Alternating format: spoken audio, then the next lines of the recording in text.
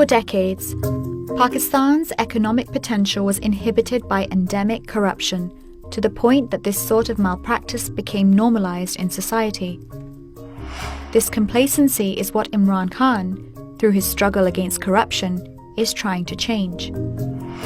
Paulo Moro, Deputy Director of the Fiscal Affairs Department of the IMF, highlights that there is a close association between corruption and slow economic growth. In states where corruption is pervasive, Moro argues that gradual reforms are less likely to work than more ambitious, comprehensive reforms. Over the past 7 decades, Pakistan's political elite has integrated corruption into the country's social fabric, paying no attention to the stunted economic growth, self-perpetuating cycles of poverty, and the erosion of essential institutions that took place as a result. Influential political dynasties, such as the Sharifs and Bhuttos, are not only beneficiaries of the same fractured system, but have also downplayed the issue in the name of politics. As a result, these dynasties have continued to accumulate wealth, while the country has faced economic decline.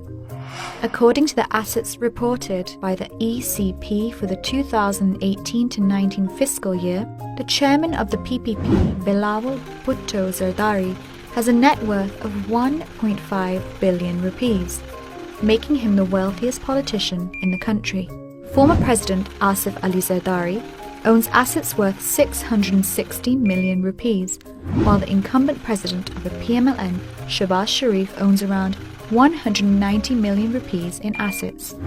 Disqualified Prime Minister Nawaz Sharif's assets for 2016 amounted to 1.84 billion rupees, while his daughter Maryam Nawaz's in 2017 was reported to have accumulated 845 million rupees.